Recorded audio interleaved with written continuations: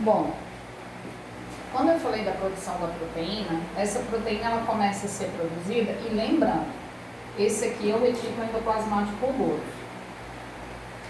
Aqui, no retículo endoplasmático rugoso, só para vocês entenderem, essa parte aqui é aquela parte de membrana, e aqui é a cisterna, é o lúmen, onde tem proteínas. Todas as proteínas que são produzidas, ou elas vão ficar aqui na membrana do retículo, ou então elas vêm aqui para o núcleo. E aqui funciona assim: começa a produção. O ribossomo começou a leitura do RNA mensageiro. Esse aqui é o RNA mensageiro. O RNA transportador veio aqui, ó, e começou a trazer os aminoácidos. Então, esses aminoácidos, eles começam a sair. Aqui começa a formação da... Deixa eu colocar ela para cá. Aqui começa a formação da proteína. Só que essa proteína, ela não pode ser produzida e ficar solta aqui no citosol. Ela precisa entrar aqui no retículo endoplasmático rugoso. Existe uma proteína chamada PES.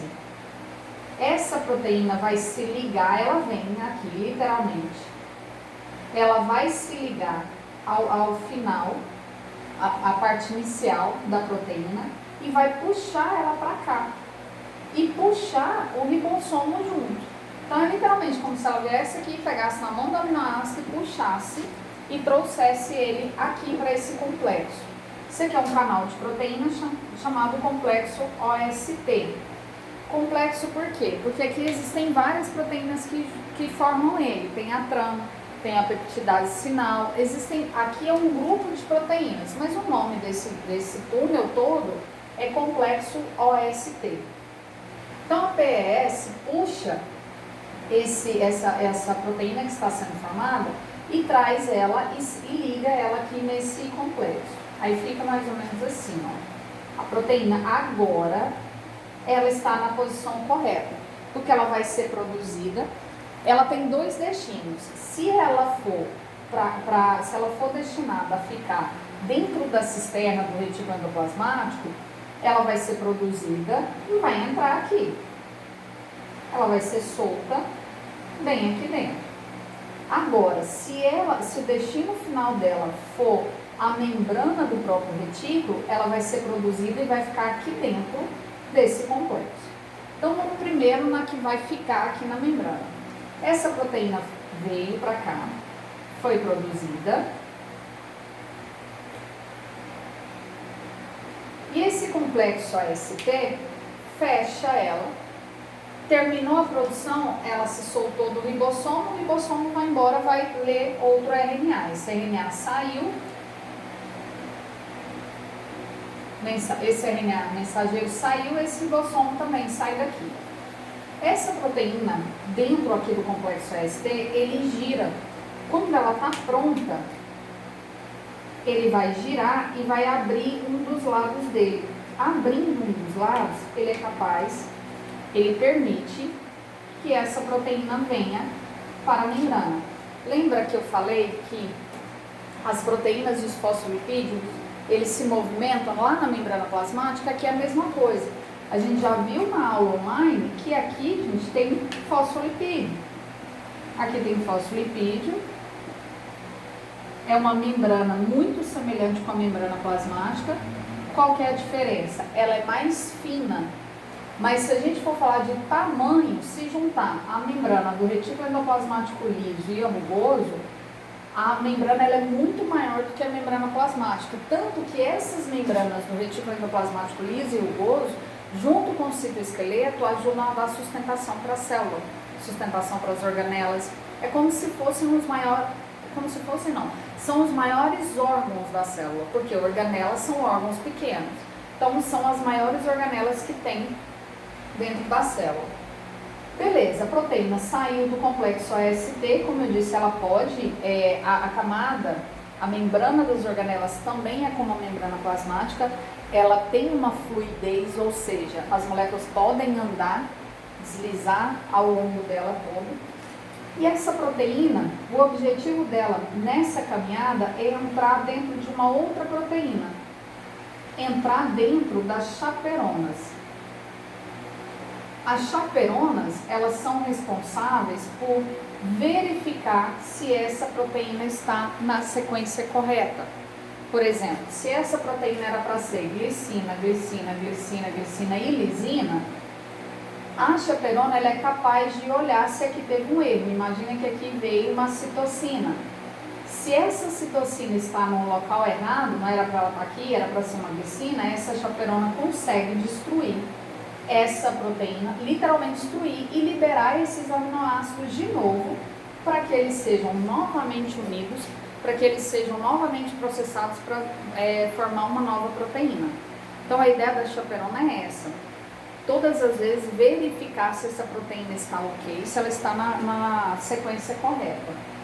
Além disso, a chaperona também enovela, ou seja, empacota as proteínas. Do mesmo jeito que o DNA, a proteína ela não pode ficar aberta, porque senão fica muito mais fácil de ser quebrada. Ela tem que ficar enovelada. A chaperona, na verdade, os próprios aminoácidos, eles conseguem fazer esse empacotamento. Eles possuem interação química para fazer esse empacotamento. Só que a chaperona ela precisa fazer esse empacotamento da maneira correta. Mas olha só, atenção. Tem proteínas que vão lá para a mitocôndria, que elas não vão enoveladas. Lá para a mitocôndria, as proteínas, elas têm que ir abertas. Por quê? Porque a mitocôndria gosta de fazer esse empacotamento dela. Então, somente as proteínas que vão direto para a mitocôndria é que não recebem esse empacotamento. Mas, se ela for destinada para outra, que essa proteína, ela é produzida para quê? Ela é produzida para ir lá para a membrana plasmática, para ser um receptor. Essa proteína pode ser produzida para ser uma molécula sinal. Ela pode ser produzida para constituir a própria membrana aqui do retículo endoplasmático rugoso. Imagina que ela seja uma TRAN, uma das proteínas que vai montar esse complexo AST aqui. Então, se ela vai fazer parte do complexo AST, ela precisa ser produzida e ficar aqui mesmo. Então, a proteína produzida, ela tem vários direcionamentos. Aqui, quando faz o enovelamento, é colocado um capzinho aqui, o nome é esse mesmo, cap. Isso é fechado, a chaperona é fechada, isso é processado, depois esse cap abre e essa molécula sai. Se a proteína vier aqui para dentro da cisterna, é a mesma coisa, ela entra também dentro de uma chaperona, esse cap é fechado enquanto ela é processada, tá tudo ok com ela? Esse cap abre e essa proteína sai. Então, a importância da chaperona. A chaperona é uma proteína e é uma proteína que auxilia no correto enovelamento, empacotamento dessa proteína e também verifica se tem alguma coisa na sequência errada. Se a sequência de aminoácidos estiver errada, essa chaperona é capaz de quebrar e liberar esses aminoácidos para serem reutilizados novamente para fazer realmente a produção correta.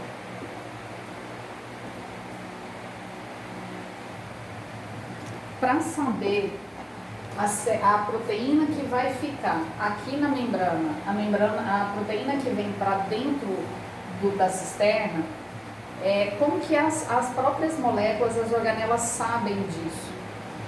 Para cada organela, por exemplo, para ir para a mitocôndria, para ir para o núcleo, ou para ficar aqui no retículo endoplasmático mesmo, na membrana ou na cisterna, essas proteínas elas vão começar com uma sequência.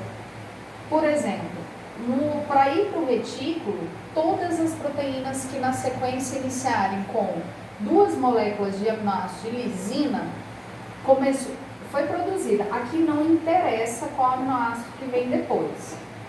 Interessa que as duas começam com os aminoácidos lisina. Começou com 2 aminoácidos lisina, ela vai ter receptor. Esses receptores aqui já vão entender, opa, é para ela vir aqui para dentro. Ela começou como lisina e lisina.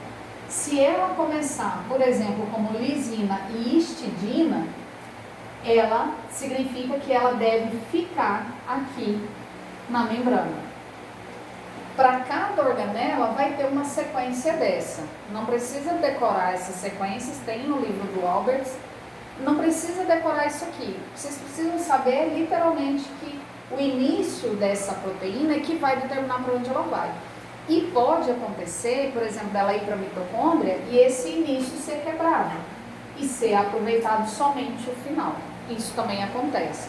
Eu já falei que quando elas vão lá para o complexo de Golgi ou até na própria mitocôndria, elas são quebradas novamente e podem ser reorganizadas.